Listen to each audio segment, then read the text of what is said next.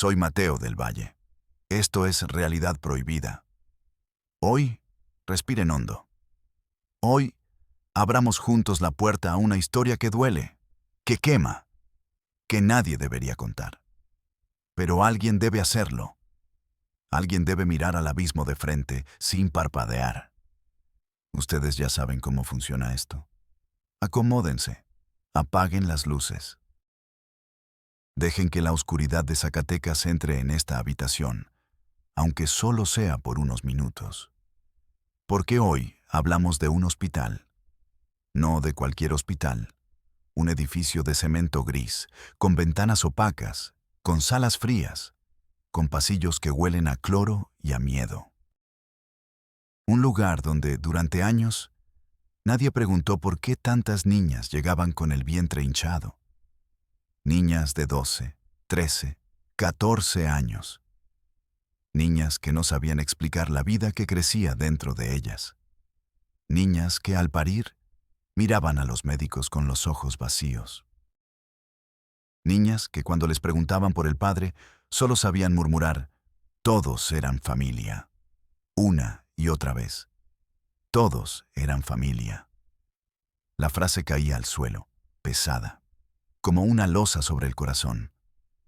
En Zacatecas, el silencio tiene olor a polvo y a sangre seca. El miedo huele a cloro y a sudor frío. Las paredes del hospital guardan secretos que ni siquiera los fantasmas quieren escuchar. Pero hoy, ustedes y yo vamos a escuchar. Aunque duela, aunque queme. Hoy, la verdad abre la boca y grita. Porque esta no es solo una historia sobre niñas embarazadas. Esta es una historia sobre el monstruo que vive en las sombras de la familia. Sobre el abuso disfrazado de cariño. Sobre el silencio que se hereda, como una maldición. Presten atención al sonido de una puerta que se cierra en la noche, al gemido ahogado detrás de una pared delgada, a la mirada perdida de una niña que ya no se reconoce en el espejo. Esta es una llamada de auxilio que nadie escuchó. Pero hoy, nosotros la escuchamos. Hoy, no miren hacia otro lado. Suscríbanse. Compartan esta historia.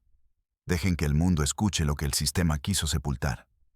Porque detrás de cada estadística hay un rostro, hay un nombre, hay un latido que dejó de latir en silencio. Yo soy Mateo del Valle. Y esto es Realidad Prohibida. La noche en que todo comenzó, el cielo sobre Zacatecas parecía de plomo.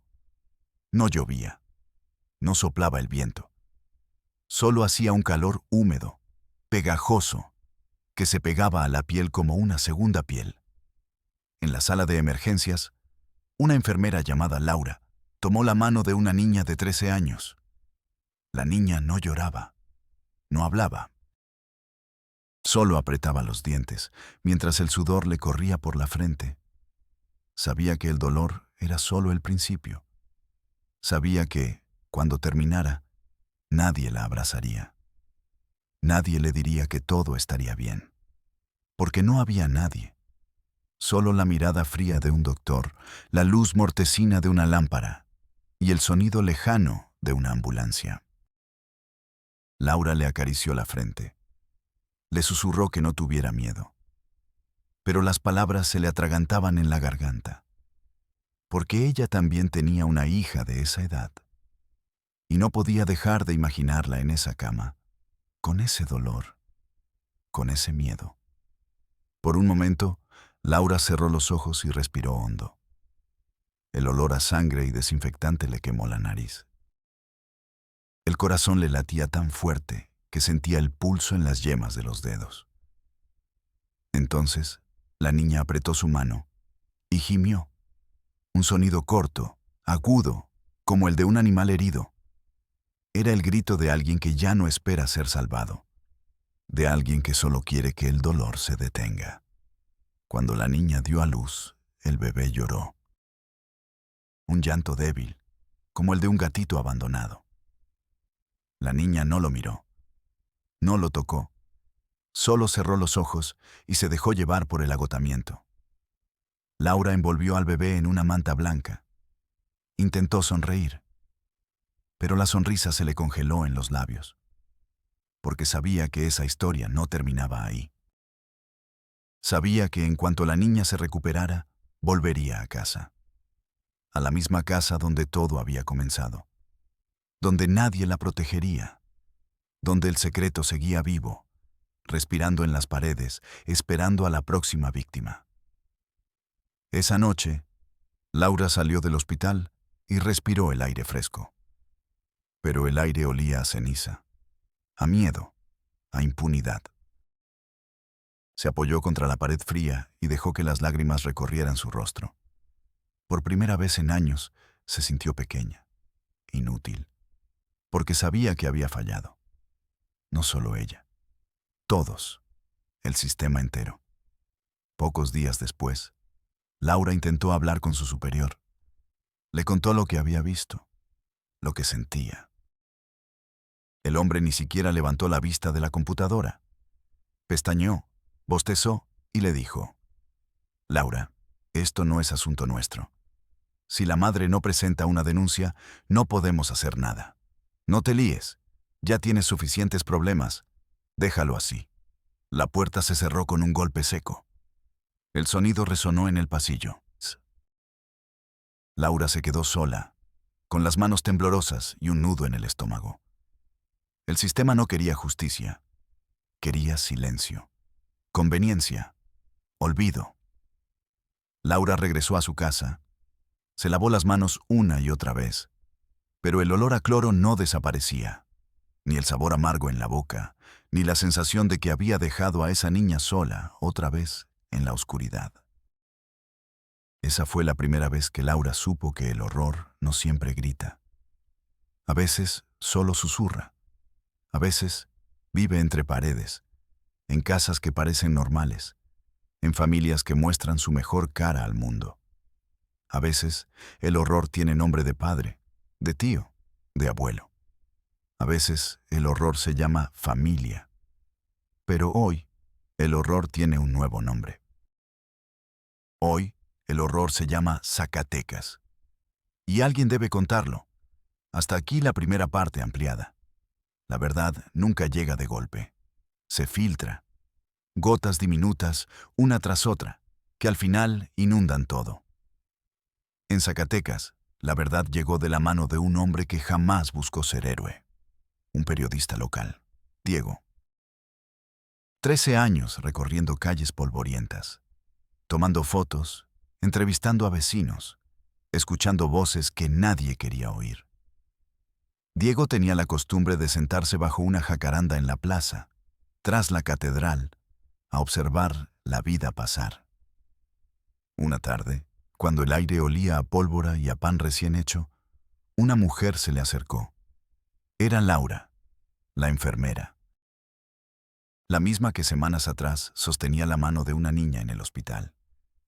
Laura se sentó frente a él, sin saludar. Sus ojos buscaban los puntos ciegos, las cámaras, los rostros conocidos. Su cuerpo estaba tenso, como si esperara una bala por la espalda. Laura no tenía miedo de morir. Tenía miedo de vivir sabiendo lo que sabía. En voz baja, casi un murmullo, le dijo: «Tienes que ver el expediente». Diego arrugó la frente.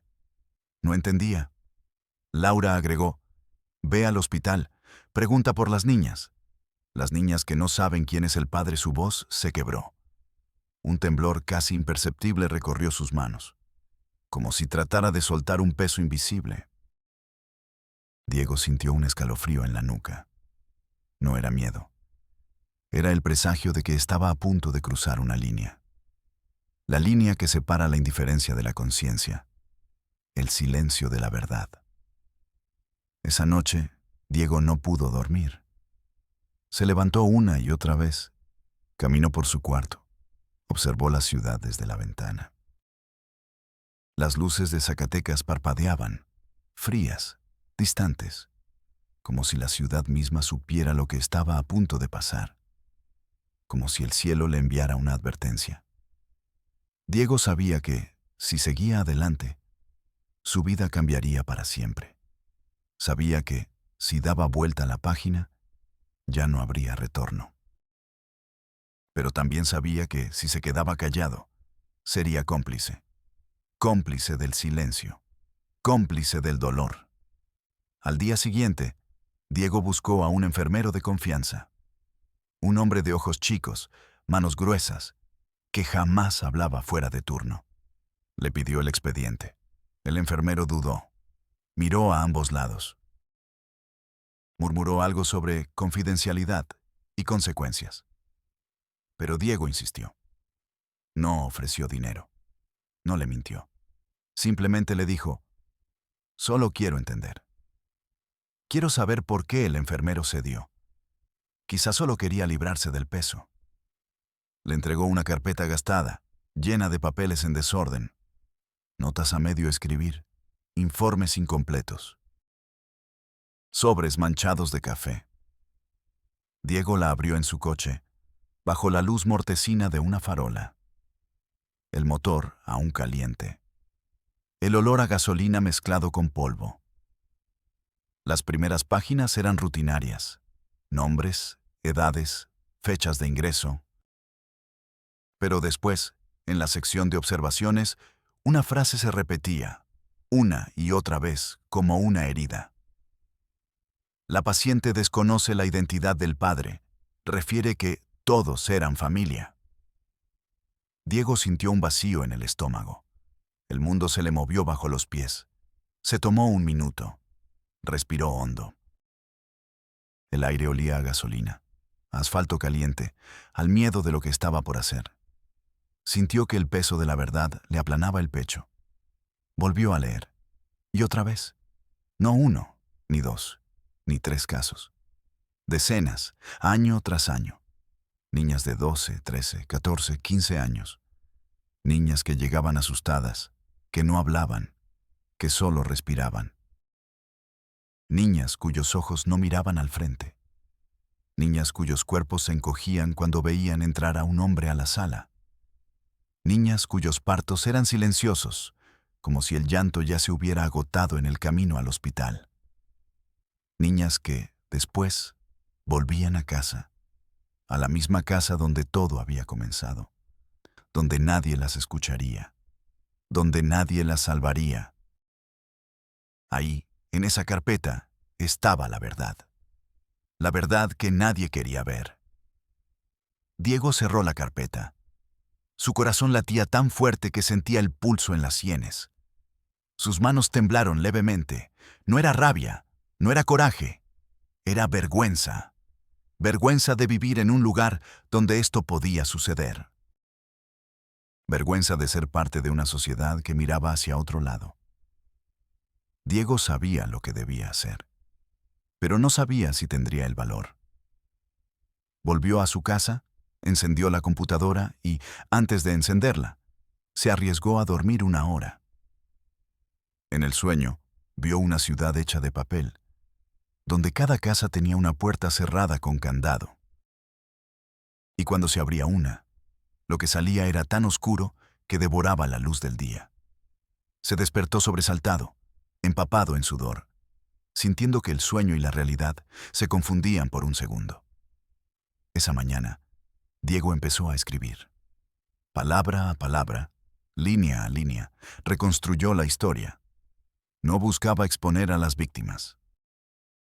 Buscaba exponer el silencio cómplice de un pueblo, de una ciudad, de un país que prefería no ver. Diego terminó su artículo a la medianoche. La luz del monitor era la única cosa viva en la casa. Volvió a la plaza al día siguiente. Se sentó bajo la misma jacaranda, esperando a Laura. Pero Laura no apareció. Quizá ya no quería saber más. Quizá tenía miedo. Quizá solo quería dejar todo atrás. Pero Diego ya no podía volver atrás. Había visto el rostro del monstruo. Y sabía que, si no lo contaba, el monstruo seguiría creciendo. Se levantó, caminó hacia el periódico local. Le entregó el artículo al editor. El hombre lo leyó en silencio. Al terminar, levantó la vista. No dijo nada. Se limitó a devolverle el texto, con un gesto de la mano, como si estuviera devolviendo una bomba. No podemos publicar esto, Diego. Esto es demasiado. Demasiado para Zacatecas. Demasiado para el periódico. Demasiado para todos. Diego no discutió. No insistió. Volvió a su mesa, recogió sus cosas, salió a la calle. El sol caía a plomo sobre la ciudad. El calor le quemaba la piel, pero por dentro sentía frío. Un frío profundo que no se iba con abrigos ni con café. Sabía que el sistema no quería saber. El sistema prefería el silencio. Pero él no podía callar. No podía vivir sabiendo que detrás de cada puerta cerrada había una niña esperando a que alguien la escuchara. Así que tomó una decisión. Grabó un video. Lo subió a internet. No mencionó nombres. No puso caras. Solo contó la historia. La historia de las niñas de Zacatecas. De las niñas que, al parir, no sabían quién era el padre. Porque todos eran familia. El video se volvió viral en horas. La gente hablaba, se indignaba, pedía justicia. Pero la justicia nunca llegó. Al tercer día, Diego recibió una llamada. Una voz masculina, fría, le dijo: «Deja de publicar. No es asunto tuyo. Si sigues, tendrás problemas». La amenaza era clara. Pero Diego ya no tenía miedo. Porque sabía que, a veces, el mayor acto de valentía es seguir hablando cuando todo el mundo prefiere callar. Siguió investigando. Siguió escribiendo. Siguió contando la historia de esas niñas. Aunque nadie lo escuchara. Aunque el sistema lo ignorara. Porque sabía que la verdad, tarde o temprano, siempre encuentra su camino. Aunque ese camino esté lleno de espinas. Aunque ese camino duela. La primera vez que Diego habló directamente con una de las víctimas fue en una cocina pequeña, con olor a tortillas y a leña. La casa parecía normal. Juguetes en el suelo, fotos de familia en la pared, una radio vieja sonando canciones rancheras. La niña, llamémosla Ana, no levantó la vista. No dijo su nombre. Solo susurró: «No puedo contarlo». Sus uñas estaban mordidas hasta el hueso. Sus manos, pequeñas y callosas, se aferraban al delantal como si fuera un salvavidas. Diego esperó. No presionó, no grabó, no tomó notas, solo escuchó. Después de un silencio eterno, Ana respiró hondo. El aire olía a frijoles y a lágrimas reprimidas. Empezó a hablar, en voz tan baja que Diego tuvo que inclinarse para oírla. Contó que la primera vez fue en la noche. Tenía 11 años. La despertó su tío. Le dijo que iban a jugar. Le prometió un dulce si se quedaba callada. Le dio un caramelo de fresa, el mismo que le daba a su hija. La llevó a un cuarto pequeño, sin ventanas, con una cama de metal y una cobija raída. El colchón crujió. El olor a sudor y alcohol la asfixiaba. Ana cerró los ojos. Contó los cuadros del techo. 1, 2, 3, 4. Trató de imaginar que estaba en otro lugar.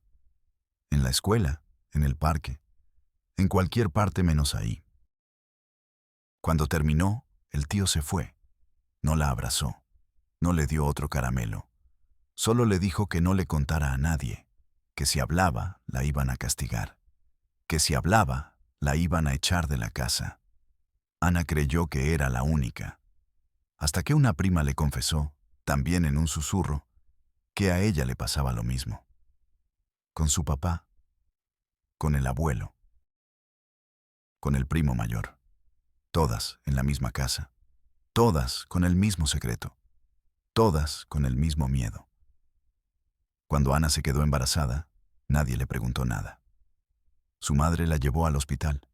Le dijo que no hablara, que solo dijera que no sabía, que todo iría bien. Pero nada fue bien, nada volvió a ser igual. En el hospital, Ana sintió el dolor, el miedo, la vergüenza y sobre todo, la soledad. No lloró, no gritó. Solo apretó los dientes y cerró los ojos. Cuando nació el bebé, no lo quiso ver, no lo quiso tocar, no quería recordar. Pensó que, si lo olvidaba todo, quizá podría volver a ser niña. Pero no pudo, nunca más. Al volver a casa, todos la miraron en silencio. Nadie le preguntó por el bebé. Nadie la abrazó. Solo le dieron una taza de café caliente y le dijeron que se acostara, como si nada hubiera pasado, como si todo fuera normal. Ana se metió en la cama, se tapó con la cobija y dejó que el llanto la ahogara en silencio. La cobija olía a polvo y a miedo. En la cocina sonaba la radio. Alguien reía. La vida seguía, como si nada. En el hospital, las enfermeras sabían, los médicos sabían, los trabajadores sociales sabían, pero nadie hacía nada. Un día, una doctora joven, recién llegada de la ciudad, preguntó por qué tantas niñas llegaban embarazadas. ¿Por qué tantas no sabían quién era el padre? ¿Por qué tantas decían todos eran familia? La jefa de enfermeras la miró con desdén. Le dijo, en voz baja, «Aquí las cosas son diferentes. No te metas, haz tu trabajo y vete a casa». La doctora insistió. Pidió hablar con el director. El director la recibió en una oficina llena de papeles. Le dijo, mientras firmaba documentos sin mirarla, «Doctora, usted es nueva. No entiende cómo funcionan las cosas aquí. Si quiere conservar su trabajo, mejor cállese». La doctora salió de la oficina. El pasillo le pareció interminable. El aire le quemó los pulmones. Sintió náuseas. Se apoyó contra la pared fría y cerró los ojos. Por primera vez en su vida, sintió que la medicina no servía para nada. Que el juramento hipocrático era solo una frase vacía. Que el sistema estaba diseñado para proteger a los victimarios, no a las víctimas. Esa noche, la doctora no pudo dormir. Se levantó una y otra vez. Miró por la ventana.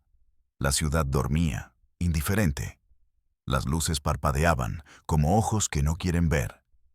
Al día siguiente, la doctora renunció. Se fue de Zacatecas. Se llevó el secreto consigo. Pero el secreto seguía vivo. En las camas del hospital. En las casas del pueblo. En los ojos de las niñas que ya no sonríen.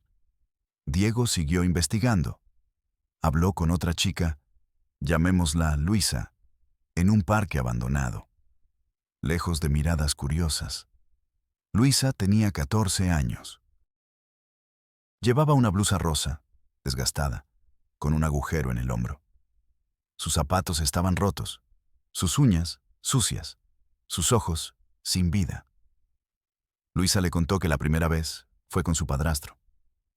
Tenía 9 años. Él la llevó a un cuarto oscuro. Le dijo que era un juego. Le dijo que si se portaba mal, su mamá se iría para siempre. Luisa creyó que era culpa suya, que si se portaba bien, su mamá no se iría. Así que aguantó. No lloró, no gritó, solo cerró los ojos y contó hasta 100. Cuando terminó, el padrastro le dio un dulce. Le dijo que era su secreto, que si lo contaba, su mamá se moriría.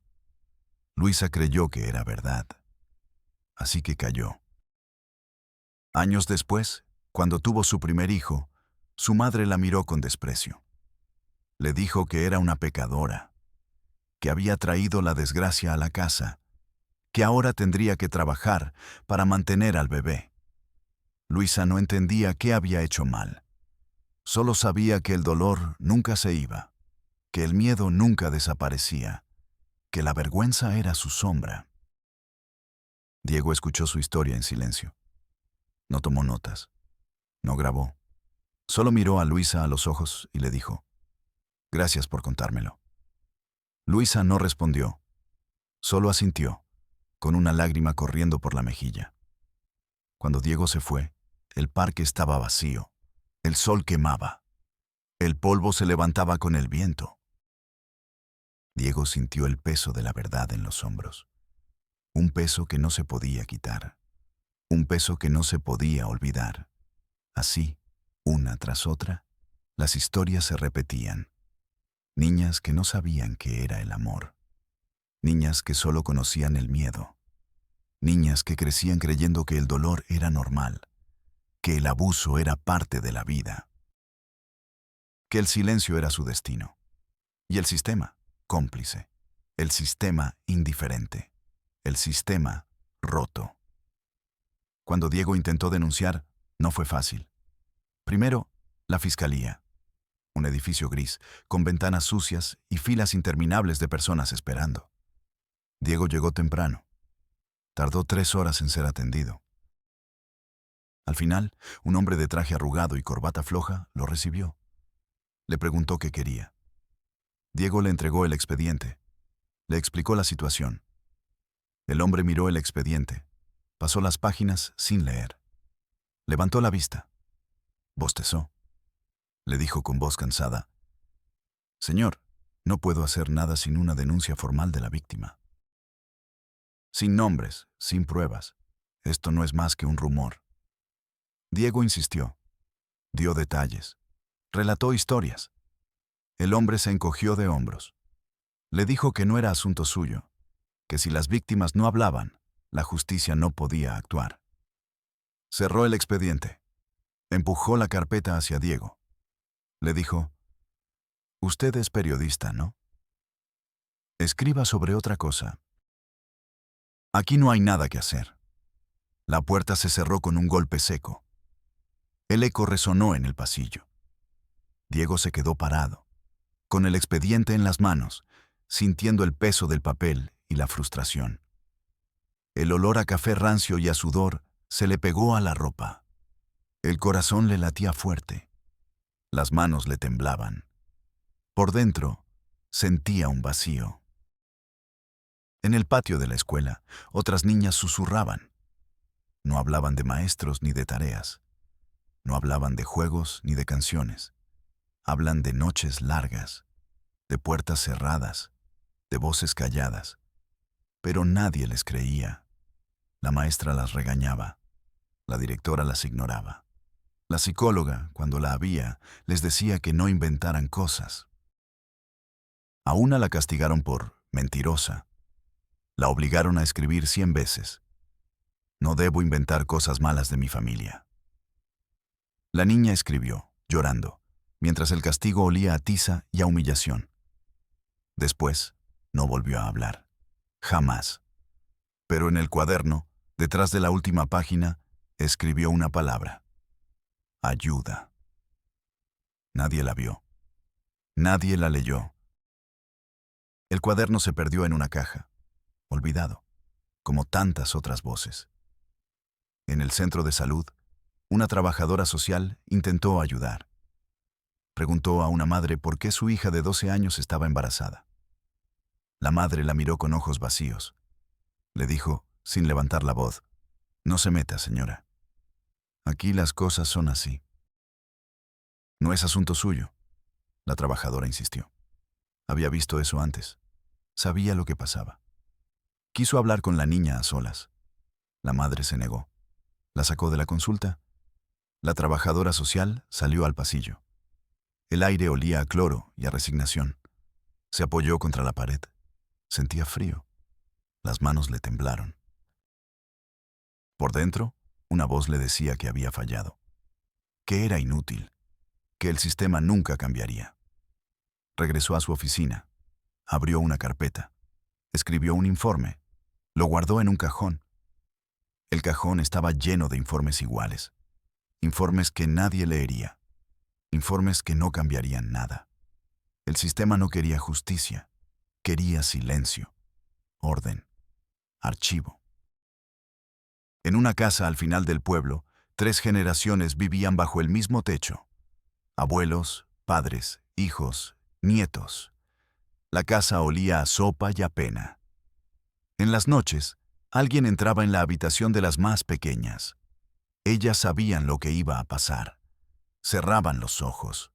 rezaban, pero Dios no contestaba. Al día siguiente, nada cambiaba. Nadie preguntaba. Nadie hablaba. La vida seguía. Las niñas iban a la escuela. Las madres cocinaban. Los abuelos veían la tele. Los hombres salían a trabajar. Todo parecía normal. Pero detrás de cada puerta había un secreto. Una historia que nadie quería contar. Una verdad que nadie quería escuchar. Cuando Diego fue a la Comisión de Derechos Humanos, lo recibió una mujer de traje beige. Le ofreció café. Lo escuchó con atención. Tomó notas. Le dio un número de folio. Le prometió que investigarían. Nunca llamaron. Un mes después, Diego regresó. Le dijeron que el caso estaba cerrado, que no había pruebas suficientes, que no podían hacer nada sin el testimonio de las víctimas. Diego insistió. Dio nombres, relató historias, mostró documentos. La mujer lo miró con tristeza. Le dijo, entiendo su dolor, señor, pero el sistema tiene límites. Si las víctimas no hablan, nuestras manos están atadas. Diego salió de la oficina. El sol le quemaba la cara. El corazón le pesaba. Sabía que la justicia no llegaría, que la impunidad ganaría, que el silencio reinaría. Pero siguió. No podía rendirse. No podía dejar que el monstruo ganara. En el hospital, una enfermera nueva, recién graduada, se atrevió a preguntar. Quiso saber por qué tantas niñas llegaban embarazadas. ¿Por qué tantas no sabían quién era el padre? ¿Por qué tantas decían, todos eran familia? La jefa de enfermería la llamó a su oficina. Le dijo con voz fría, usted no entiende cómo funcionan las cosas aquí. Si quiere conservar su trabajo, mejor cállese. Aquí no somos policías. Aquí somos médicos. La joven enfermera salió de la oficina. El pasillo le pareció interminable. El aire olía a desinfectante y a miedo. Se apoyó contra la pared fría. Cerró los ojos. Por dentro, sentía que la esperanza se le escapaba de las manos, que el sistema la había derrotado, que la realidad era más fuerte que sus ganas de ayudar. Al día siguiente, la joven enfermera renunció. Se fue de Zacatecas. Se llevó el secreto consigo. Pero el secreto seguía ahí, en las camas del hospital, en las casas del pueblo, en los ojos de las niñas que ya no sonríen. En una casa de la periferia, una abuela tejía en silencio. Las agujas de metal chocaban, suaves, mientras la televisión sonaba bajo. Su nieta, de 11 años, jugaba en el suelo. La abuela sabía. Siempre supo, pero nunca habló. El miedo la paralizaba. El miedo a quedarse sola. El miedo a la vergüenza. El miedo a perder a los suyos. Una noche, la nieta se acercó a la cama de la abuela. Le tomó la mano. Le preguntó en voz baja, «Abuela, ¿por qué pasa esto?» La abuela no respondió. Solo apretó la mano de la niña. Las lágrimas le quemaron los ojos. El silencio llenó la habitación. Ambas sabían la respuesta. Ambas sabían que nadie las salvaría. La abuela siguió tejiendo. La niña siguió jugando. La vida, aparentemente, seguía igual. Pero algo se había roto para siempre. En el consultorio del psicólogo escolar, una niña de 13 años se sentó en una silla plástica. El psicólogo la miró por encima de sus lentes. Le preguntó por qué faltaba tanto a clases. La niña no respondió. Miraba el suelo. El psicólogo insistió. Le ofreció un dulce. Le dijo que podía confiar en él. La niña rompió a llorar. No dijo nada. Solo lloró. El psicólogo escribió en su informe: problemas de adaptación. Recomiendo terapia familiar.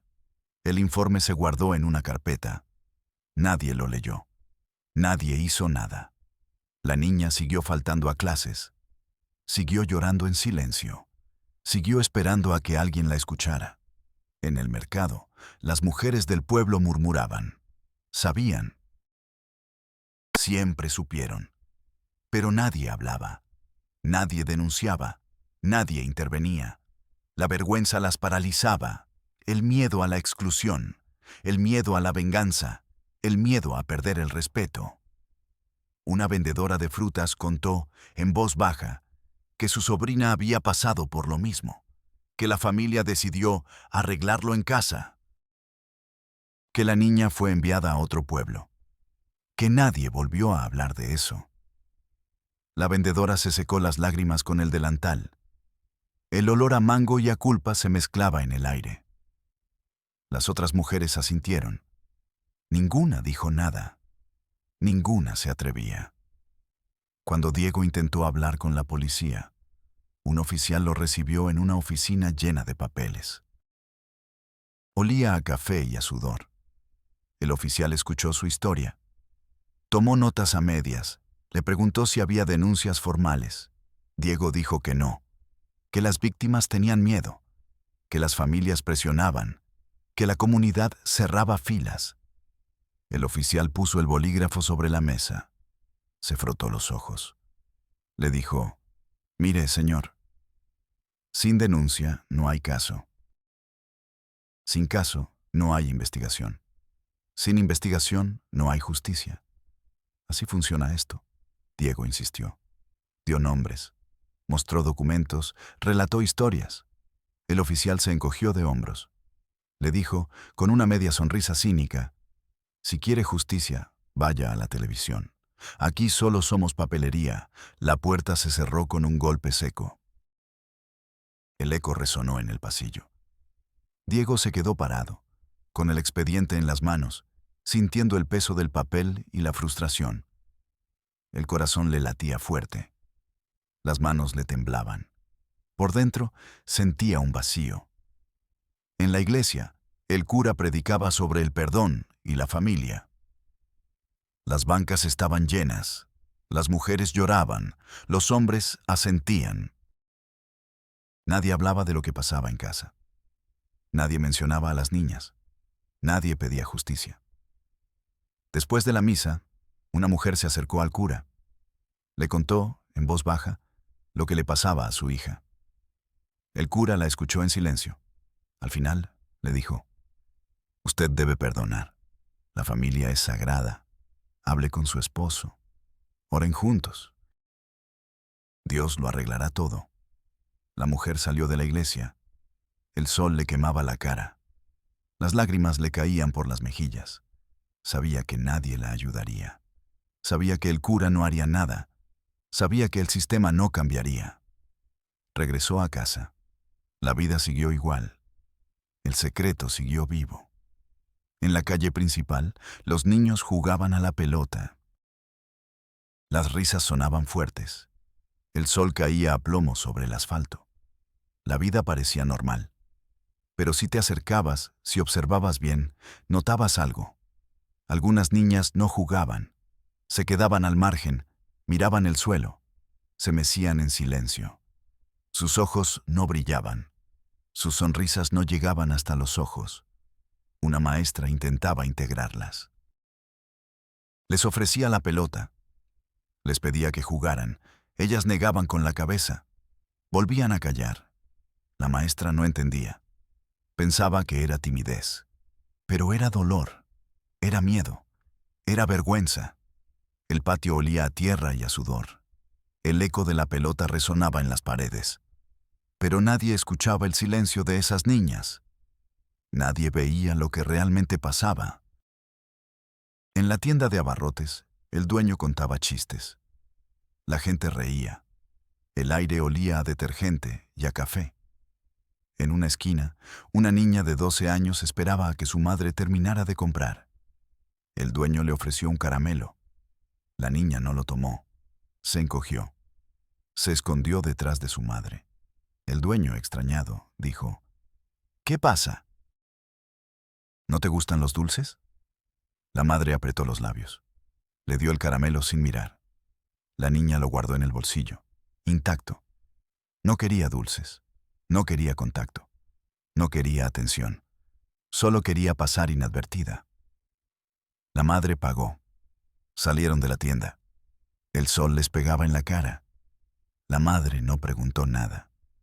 La niña no dijo nada. Ambas sabían por qué.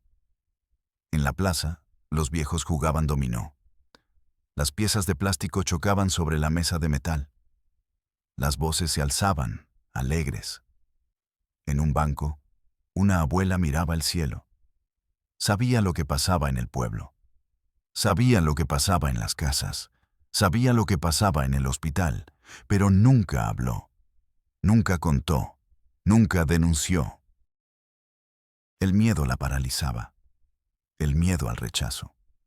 El miedo a la soledad. El miedo a perder el poco respeto que le quedaba. Así que seguía callando. Seguía mirando el cielo. Seguía esperando que alguien más rompiera el silencio. La brisa le movía el cabello. El olor a palomitas de maíz flotaba en el aire. Pero la plaza olía también a culpa, a impotencia, a complicidad. Cuando Diego intentó hablar con una diputada local, lo recibieron en una oficina grande, con aire acondicionado y muebles nuevos. La diputada lo escuchó con atención. Tomó notas. Le prometió que iba a investigar. Le pidió los documentos, le pidió los nombres, le pidió testimonios. Diego los dio. Estaba esperanzado. Pensó que, al fin, alguien con poder haría algo. Pero las semanas pasaron. Nadie lo llamó. Nadie le dio respuesta. Un mes después, Diego volvió a la oficina. Le dijeron que la diputada estaba ocupada, que ya no era caso prioritario, que había otros problemas en el estado. Diego insistió, dio más nombres, contó más historias. La secretaria lo miró con pena. Le dijo, bajito, «Señor, aquí hay cosas que no se pueden cambiar. Mejor busque ayuda en otro lado». Diego salió de la oficina. El sol le quemó los ojos. Las piernas le pesaban. El corazón le dolía. Por dentro, sabía que el sistema no cambiaría, que la impunidad ganaría, que el silencio seguiría reinando. Pero no se rindió. No podía. No quería. En el hospital, una doctora joven intentó registrar un caso. Fue el primer paso. El primer hueco en el muro del silencio. Lo escribió todo. Nombres, edades, síntomas, historias. Lo guardó en un expediente especial. Lo mandó a la capital. Pensó que, quizá, desde arriba harían algo. Pero el expediente se perdió. Nadie lo recibió. Nadie lo leyó. Nadie lo investigó. La doctora esperó semanas. Ninguna respuesta. Ninguna llamada. Ningún cambio. Un día, la llamaron a la oficina del director. Le dijeron que eso no era protocolo, que no debía salirse del guión, que si seguía así, tendría problemas. La doctora no discutió. No insistió. Solo salió de la oficina. El pasillo le pareció largo y frío. El aire olía a cloro y a resignación. Se apoyó contra la pared. Cerró los ojos. Por dentro, sentía que el sistema la había aplastado. Que la verdad era más fuerte que ella. Que el silencio era más poderoso que su determinación. En la casa de la vecina, 3 generaciones compartían una sola cama. En la noche, la abuela contaba cuentos, historias de príncipes y castillos, de felicidad y justicia. Pero la realidad era otra. Cuando la casa se dormía, alguien entraba en la habitación de las más pequeñas. La puerta crujía. El llanto quedaba atrapado en las almohadas. A la mañana siguiente, nadie hablaba. La abuela preparaba el desayuno. El café olía fuerte. Las tortillas crujían. La vida seguía. Como si nada. Nadie preguntaba por los ojos hinchados de las niñas. Nadie preguntaba por los moretones en los brazos. Nadie preguntaba por el miedo en las miradas. La casa olía a pan y a silencio. En la sala de juntas del ayuntamiento, Diego intentó hablar. Le dieron 5 minutos. Les contó la situación. Les mostró los expedientes. Les relató las historias. Les dijo que era una emergencia, que era un crimen continuado, que era obligación de todos proteger a esas niñas. Los regidores lo escucharon en silencio. Nadie tomó notas. Nadie preguntó. Nadie se indignó. Al final, el presidente municipal le dijo: «Señor, entendemos su preocupación, pero esto es responsabilidad de las familias, no del gobierno. Si las víctimas no denuncian, no podemos intervenir. Eso es todo». Le abrieron la puerta. El pasillo olía a cloro y a corrupción. Diego se quedó parado un instante. El corazón le daba vueltas. Las manos le temblaban. El vacío en el pecho le quemaba. Sabía que las puertas del poder estaban cerradas, que la justicia nunca llegaría desde ahí. En el consultorio del médico rural, una niña de 14 años intentó hablar. El doctor, cansado, de manos grandes y labios delgados, le preguntó por su embarazo. La niña bajó la vista. Mordió el labio. No dijo nada. El doctor insistió. Le preguntó quién era el padre. La niña solo movió la cabeza. El doctor firmó el parte. Lo metió en una carpeta. Le dijo: «Vuelve en un mes, a ver cómo vas». No le ofreció ayuda. No le preguntó si necesitaba hablar. No le preguntó si estaba bien. La niña salió del consultorio. El aire del pueblo le quemó la cara. El polvo le pegó en los ojos. El dolor le pesaba en el alma. Cuando Diego fue al DIFE, la funcionaria lo recibió tras un escritorio lleno de papeles. Le ofreció café frío. Lo escuchó con la mirada perdida. Le dijo que el sistema requiere elementos formales para actuar, que sin denuncia no pueden hacer nada. Diego insistió. Dio nombres, compartió historias, mostró fotos. La funcionaria tomó notas. Le prometió que lo tomarían en cuenta, que investigarán. Un mes después, Diego volvió. Le dijeron que el caso estaba en revisión. Otro mes, en trámite. Otro mes, archivado. La funcionaria ya no lo recibió. La secretaria le dijo: «Señor, ya le dijimos. No podemos ayudarle». La puerta se cerró detrás de él. El sol le quemó la frente. Las lágrimas le nublaron la vista. El nudo en la garganta le impidió respirar. El sistema no era para proteger. El sistema era para ocultar. Para archivar. En la casa de Ana, las cosas empeoraron. El padrastro murió en un accidente. El pueblo se conmovió. Lo lloraron. Lo honraron. Le rezaron. Nadie habló de lo que hizo. Nadie mencionó a las niñas. Nadie recordó el dolor. Ana miró el ataúd. No lloró. No habló. Solo cerró los ojos. Por dentro sintió alivio. Por dentro sintió rabia. Por dentro pensó que nadie la salvaría. Nadie. En la escuela, la directora se animó a actuar. Reunió a los profesores. Propuso talleres, charlas, prevención. Pero el alcalde la llamó. Le pidió que no alterara el orden, que no denigrara a las familias, que no hiciera escándalo. La directora no insistió. Los talleres se cancelaron. Las charlas se archivaron. El silencio volvió a las aulas. Las niñas siguieron callando. Las profesoras siguieron mirando al suelo. El director pasó largas noches pensando en la impotencia, en la cobardía, en la culpa. En la casa de Luisa, la hermana menor, empezó a tener pesadillas. Despertaba gritando. Pedía que no la tocaran, que no la acercaran, que la dejaran en paz. La abuela le daba tés calmantes. La madre le decía que no inventara. El padre bebía y se iba a dormir.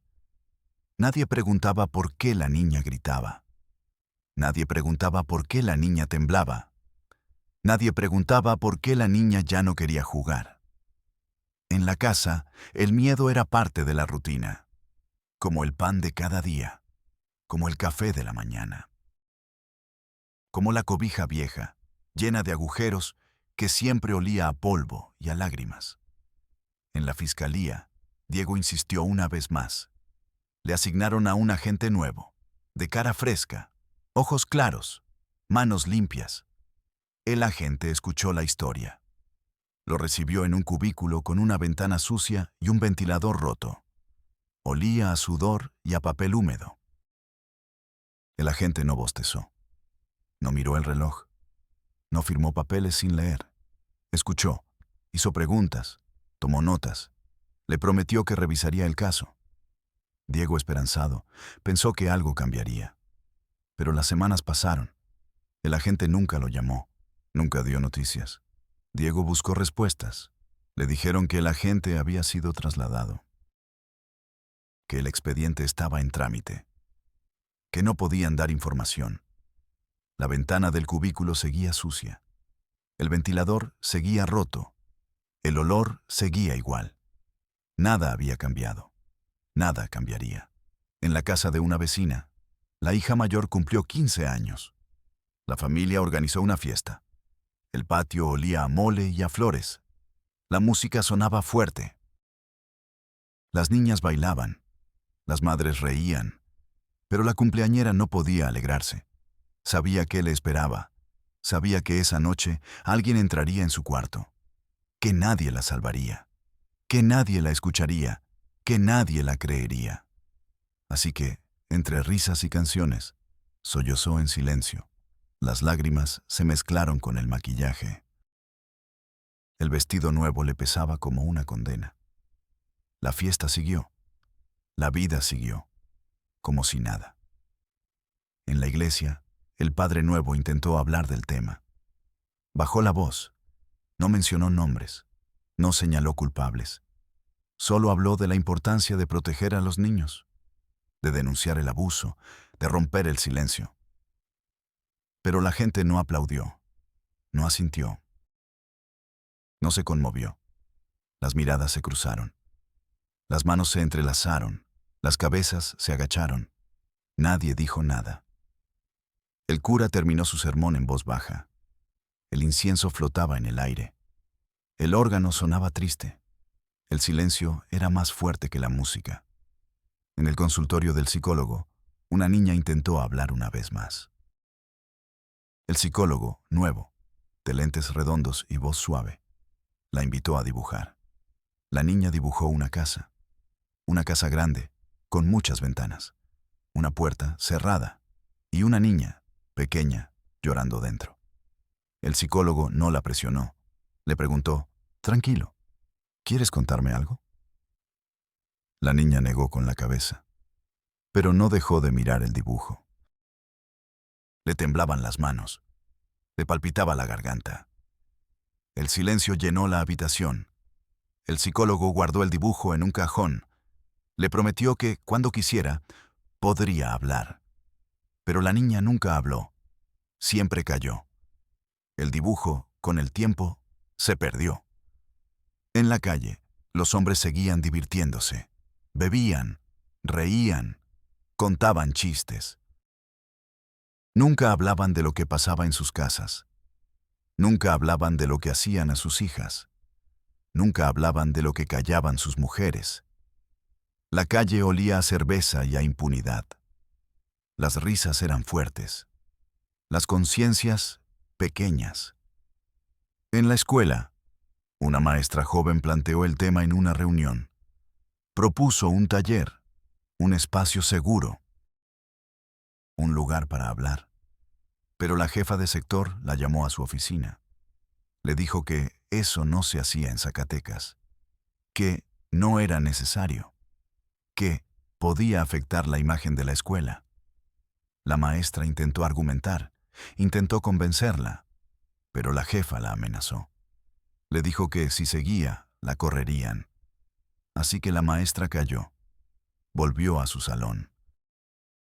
Los niños la miraron esperanzados, pero ella no pudo hablar. No pudo ayudarlos. No pudo salvarlos. La culpa le pesó en los hombros. El silencio la acompañó el resto del año. En la casa de Laura, la enfermera, la hija cumplió 12 años. Laura la abrazó fuerte. Le prometió que la protegería. Le prometió que no le pasaría nada. Le prometió que, si alguien la tocaba, ella lo mataría. La hija la miró extrañada. No entendía. Pero Laura sí entendía. Sabía el peligro. Sabía el miedo. Sabía el dolor. Por eso, esa noche, durmió con la niña en la cama. Le tomó la mano. Le cantó una canción. La promesa la acompañó toda la noche. Pero el miedo también. En el pueblo, la verdad seguía siendo un secreto. Un secreto que todos conocían. Un secreto que nadie contaba.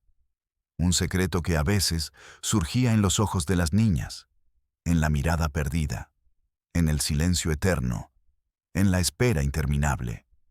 Pero el secreto ya no era solo un susurro, ya no era solo una sombra, ya no era solo una herida. El secreto era parte de la piel de Zacatecas, parte de la sangre, parte de la memoria. A veces, la verdad no necesita palabras.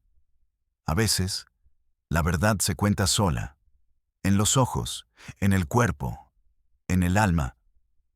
En el despacho de un juez, Diego y un grupo de mujeres intentaron hablar. El juez, de traje oscuro, mirada fría, los recibió en una sala de audiencias vacía. Las sillas de madera crujían. El eco de los pasos resonaba en las paredes altas. Las mujeres, con los ojos hinchados, contaron sus historias. Las niñas, ahora adultas, con la voz rota, explicaron lo que vivieron. El juez escuchó, tomó notas, hizo preguntas. Al final, miró el expediente, lo cerró y dijo: sin pruebas, sin denuncia, sin testigos, no podemos hacer nada. El sistema tiene límites. Lo siento. Las mujeres salieron del juzgado. El sol les quemó la cara. La esperanza, ya poca, se desvaneció. Sabían que la justicia no estaba hecha para ellas. Sabían que el sistema solo protegía a los victimarios. Sabían que el dolor no tenía remedio. Por dentro, la rabia crecía. Por dentro, la impotencia se hacía carne. Por dentro, algo se rompía para siempre. En el orfanato, muchas de esas niñas terminaron. El edificio olía a lejía y a tristeza. Las camas estaban alineadas, perfectas, frías. Las niñas no jugaban, no reían, no hablaban. Solo esperaban. Esperaban que alguien las quisiera. Esperaban que alguien las salvara. Pero nadie venía. Nadie las buscaba. Nadie las recordaba. A veces, una trabajadora social les leía cuentos. A veces, les daba un abrazo. A veces, alguna lloraba en silencio. Pero la rutina seguía igual. La vida aparentemente seguía. Pero el alma ya no. En la fila del centro de salud, las mujeres esperaban horas. Algunas con bebés en brazos. Otras embarazadas de nuevo. Otras con moretones, con miradas vacías, con el alma rota. El aire olía a desinfectante y a cansancio. La enfermera llamaba nombres, las hacía pasar. Les preguntaba por síntomas, por medicamentos, por vacunas, pero nunca preguntaba por el dolor. Nunca preguntaba por el miedo. Nunca preguntaba por la verdad.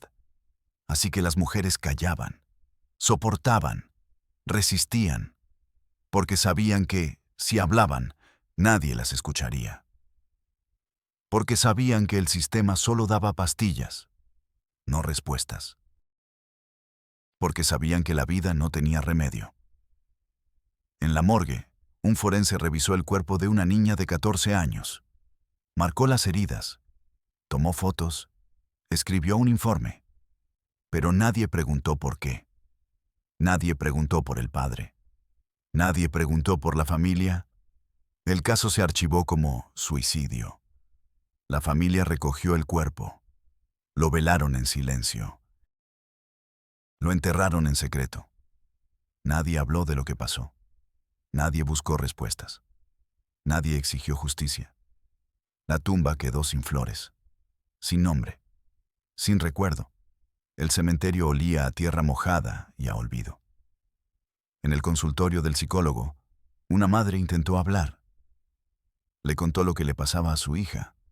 Le dijo que tenía miedo, que no sabía qué hacer, que no podía denunciar. El psicólogo la escuchó. Tomó notas. Le ofreció ayuda. Le dio un número de teléfono, una dirección, un contacto. Pero la madre nunca llamó, nunca fue, nunca hizo nada. El miedo la paralizaba, el miedo a perder a los suyos, el miedo a quedarse sola, el miedo a la vergüenza. Así que siguió callando, soportando, resistiendo, porque el silencio era lo único que le quedaba. En la calle, los hombres seguían divirtiéndose. Bebían, reían, jugaban cartas. Nunca hablaban de lo que pasaba en sus casas. Nunca hablaban de lo que hacían a sus hijas. Nunca hablaban de lo que callaban sus mujeres. La calle olía a cerveza y a impunidad. Las risas eran fuertes. Las conciencias, pequeñas. En la escuela, después del timbre final, los niños corrían a casa. Pero algunas niñas se quedaban, esperaban, miraban la puerta. No querían irse, no querían volver. No querían volver a esa casa, a ese cuarto, a ese dolor, pero no tenían opción. Así que al final caminaban solas, despacio, con la cabeza baja, sabiendo lo que les esperaba. El patio olía a tierra y a sudor. El eco de las risas de los demás les dolía. Porque ellas ya no podían reír, ya no podían soñar, ya no podían ser niñas. En las casas del pueblo, la noche era la peor parte. La oscuridad traía el silencio. El silencio traía el miedo. El miedo traía el dolor. Las niñas cerraban los ojos. Contaban respiraciones, rezaban, esperaban que la noche terminara. Pero la noche nunca terminaba. Porque el dolor no tenía hora. Porque el miedo no tenía fin. Porque el silencio no tenía cura. En el pueblo, la verdad seguía siendo un secreto. Un secreto que todos conocían. Un secreto que nadie contaba. Un secreto que, a veces, surgía en los ojos de las niñas, en la mirada perdida, en el silencio eterno, en la espera interminable. Pero el secreto ya no era solo un susurro. Ya no era solo una sombra. Ya no era solo una herida. El secreto era parte de la piel de Zacatecas. Parte de la sangre. Parte de la memoria. A veces, la verdad no necesita palabras. A veces, la verdad se cuenta sola, en los ojos, en el cuerpo, en el alma. En la cocina de una casa al borde del pueblo, el padre tomó café temprano. Miraba el fuego, las brasas rojas, el humo que subía a las vigas. Su mujer preparaba tortillas en silencio. Sus hijos comían rápido, sin hablar. El aire olía a maíz y a tensión. El padre sabía lo que hacía. Sabía lo que pasaba en la noche. No lo negaba. No lo escondía. Era parte de la vida. Como el trabajo en el campo. Como el sudor en la espalda. Al terminar el desayuno, el padre se fue a trabajar. Las puertas se cerraron. El silencio se hizo dueño de la casa. La mujer limpió los platos. Las niñas se sentaron en el suelo a jugar con piedras. Nadie hablaba de la noche. Nadie hablaba del dolor. Nadie hablaba de la vergüenza. La rutina seguía. La vida, aparentemente, igual. En el consultorio del psicólogo, una adolescente de 15 años intentó romper el silencio. El psicólogo, joven, de manos suaves, le preguntó cómo se sentía. La adolescente bajó la vista. Tragó saliva. No dijo nada. El psicólogo no insistió. Le ofreció lápices de colores. Le pidió que dibujara su casa. La adolescente dibujó una puerta. una puerta cerrada y una niña, pequeña, llorando detrás. El psicólogo miró el dibujo. No dijo nada. Solo guardó el papel en una carpeta. Le prometió que, cuando quisiera, podría hablar. Pero la adolescente nunca habló. El dibujo quedó olvidado en el cajón. El silencio siguió siendo su refugio. En la fila del DIF, las mujeres esperaban ayuda alimentaria. El sol quemaba. El polvo se levantaba con el viento. Las mujeres cargaban bolsas vacías. Esperaban leche, arroz, frijoles.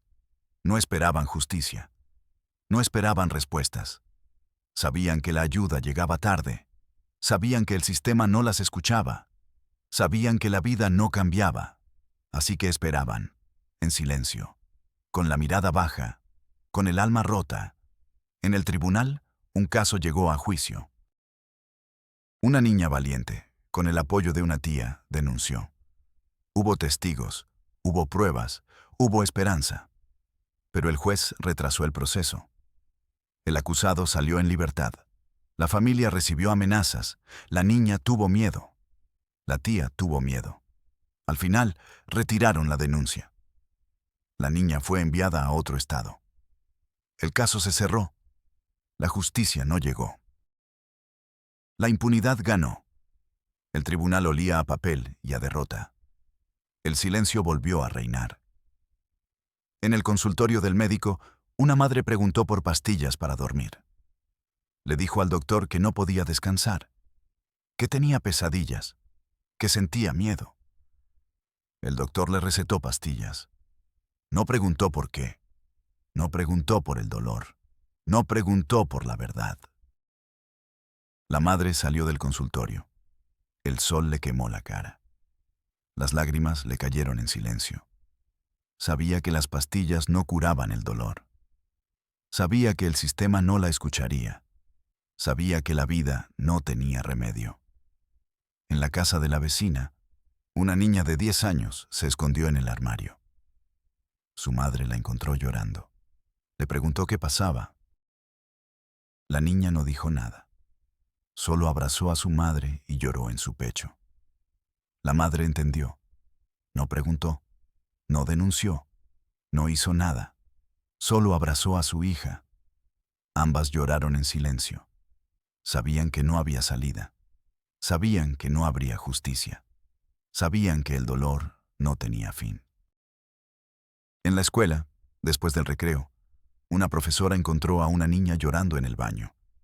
Le preguntó qué pasaba. La niña no dijo nada. Solo lloró más fuerte. La profesora la abrazó. No dijo nada. No insistió. Solo la abrazó. Ambas sabían por qué lloraba. Ambas sabían que la verdad no se podía decir. Ambas sabían que el silencio era lo único que quedaba. El baño olía a cloro y a dolor. Las paredes guardaron el secreto. En el parque, los niños seguían jugando. Las risas sonaban fuertes. El sol brillaba. La vida, aparentemente, seguía igual. Pero las niñas que habían sufrido no jugaban. No reían. No hablaban. Solo miraban. Soportaban. Resistían. Porque sabían que la felicidad no era para ellas. Porque sabían que el dolor era su destino. Porque sabían que el silencio era su única compañía. El parque olía a hierba y a pena. El mundo seguía girando. Pero para ellas, el tiempo se había detenido. En Zacatecas, los días pasan. Las calles siguen llenas de vida. Las madres siguen cocinando. Los niños siguen jugando. Las iglesias siguen llenas. El sol sigue brillando. Pero algo cambió. El secreto ya no es solo un susurro. El secreto es una herida abierta. Una cicatriz en el alma del pueblo. Una mancha que no se puede lavar. Las autoridades no cambiaron. El hospital no cambió. El sistema no cambió. Pero las víctimas ya no están solas. Porque alguien las escuchó. Porque alguien contó su historia. Porque alguien rompió el silencio. No hubo justicia. No hubo castigo, no hubo redención, pero hubo verdad. Y la verdad, aunque duela, aunque queme, aunque nadie quiera verla, nunca muere. A veces, la verdad es lo único que queda, lo único que no se puede borrar, lo único que no se puede archivar. En este hospital, las paredes guardan secretos. En estas casas, las camas guardan historias. En estas calles, el polvo guarda lágrimas. Pero hoy, la memoria ya tiene un nombre. Se llama Zacatecas, se llama dolor, se llama vergüenza, pero también se llama esperanza. Porque mientras alguien recuerde, mientras alguien cuente, mientras alguien escuche, el horror no triunfa. El horror no gana. El horror solo sobrevive en el olvido. Y hoy, nadie olvida. Nadie puede olvidar. Si algún día vuelves a Zacatecas, no mires solo las fachadas. Escucha el silencio. Observa las miradas. Siente el peso de la verdad. Y recuerda, detrás de cada normalidad puede esconderse el peor de los secretos. Recuérdalo, cuéntalo, no te calles. Porque el silencio es el mejor aliado del monstruo. Porque la verdad, aunque duela, es el único camino hacia la luz. Yo soy Mateo del Valle. Y esto es Realidad Prohibida. Nos vemos en la próxima historia. No mires hacia otro lado. No te quedes callado. La verdad nos necesita a todos. Yo estoy aquí. Ustedes están aquí. Juntos podemos hacer que la oscuridad retroceda. Juntos podemos hacer que la realidad prohibida deje de ser un secreto. Por ahora es todo. Hasta la próxima vez. No olviden suscribirse. No olviden compartir. Porque a veces, el mayor acto de valentía es no apartar la mirada. Yo soy Mateo del Valle. Y esta es mi palabra. Adiós. Hasta la próxima Realidad Prohibida.